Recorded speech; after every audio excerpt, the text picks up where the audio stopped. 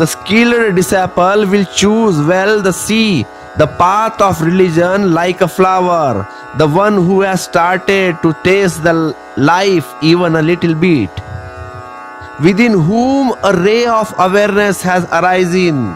The lamp of awareness has been lit. Now he will start to see, tell where the thrones, where the flowers.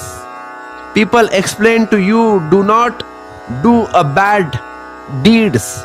People explain to you, do not commit sins. People explain to you, do not be unethical.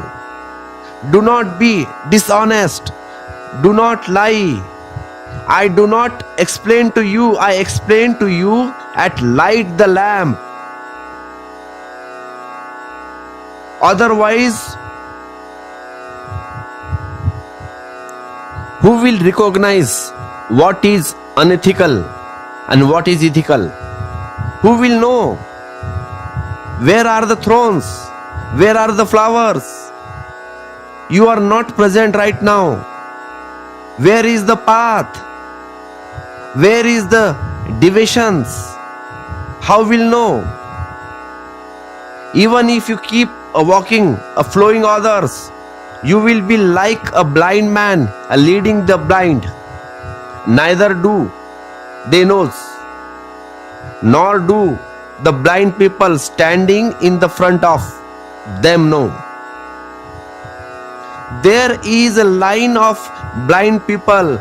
There is a line of those who knows the Vedas and the scriptures. And the blind are walking, holding each other. What do you call morality? What do you call religion? How do you know? What creation do you have? How do you identify whether it is gold or brass? Both appears yellow. If someone else says it is gold, you believe it. How long will you keep believing others? It is by believing others that we have reached the state and his mystery. Dharma says we should not believe others. We have to awaken that within us,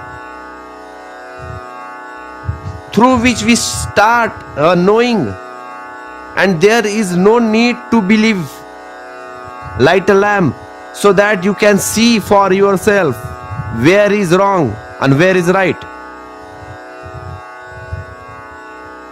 I heard that too young a man came to a fakir. Fakir means master. One of them was very sad.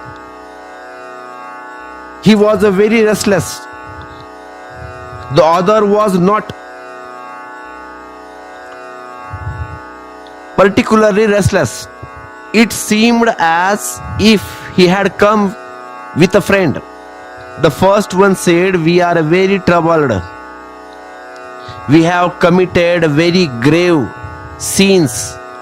Tell us some way to get rid of them and at one for them." The master asked the first to tell something about his sins. He said, "I have not committed many sins, but I had committed a very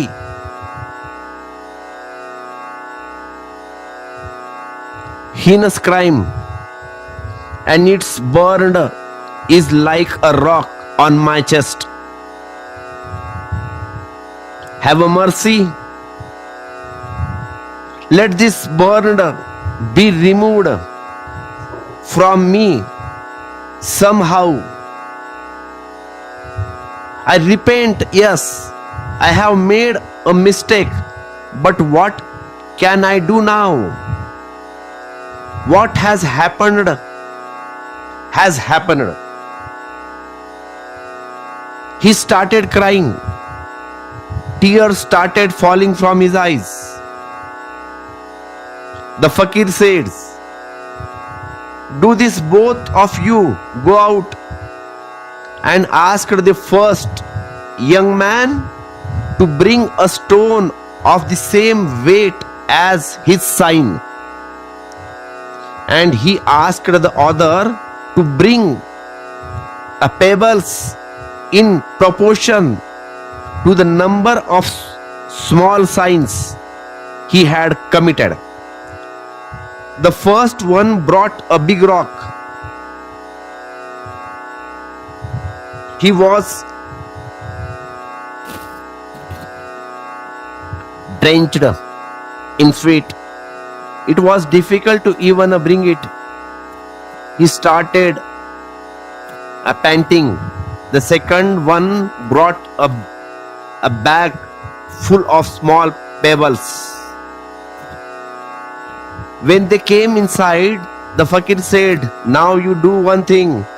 Put this big stone back at the place from where you had picked it up."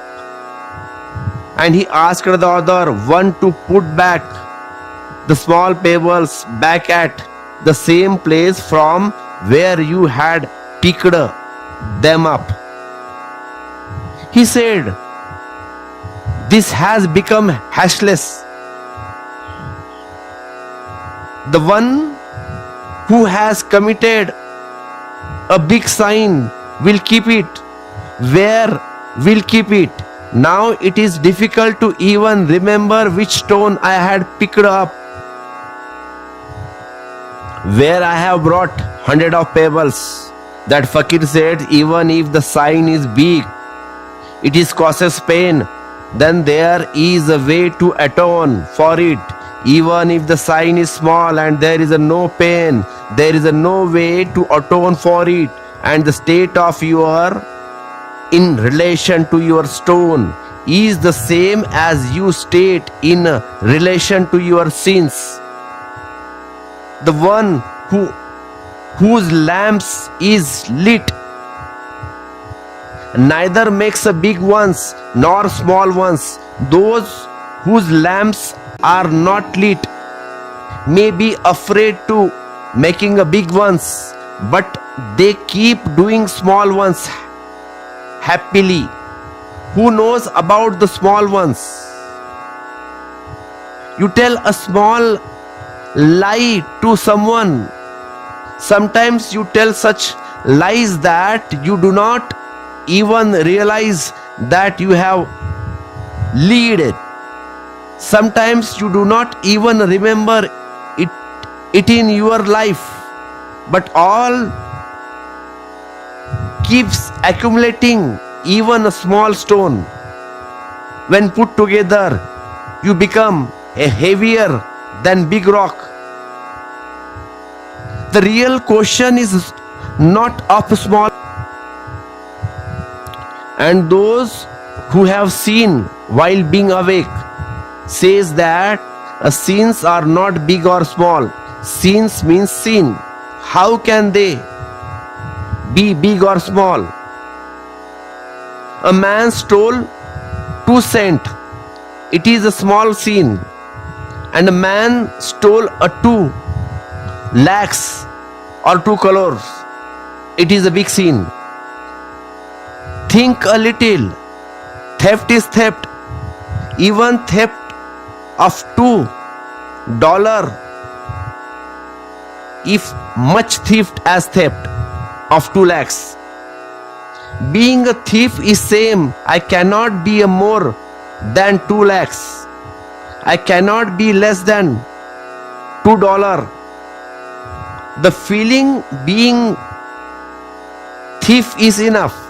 It does not make any difference. There is a difference between 2 lakhs and 2 cents or $2 in the market, but there cannot be difference between theft of 2 lakhs or $2 in religion. Theft is theft, but this will be visible only to the one who inner lamp is burning. Then sign is sign. There is no big or small. Virtue is virtue. There is no big or small.